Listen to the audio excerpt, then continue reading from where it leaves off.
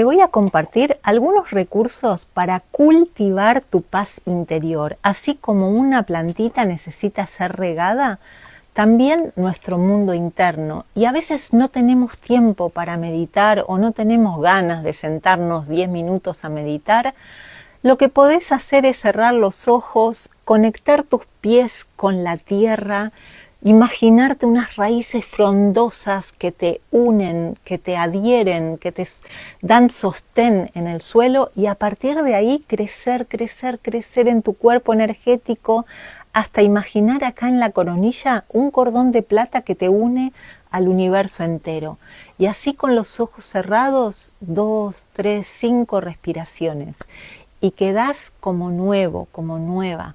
Te lleva 2 minutos, te lo aseguro. Todo esto que te voy a enseñar es gratis, fácil y corto.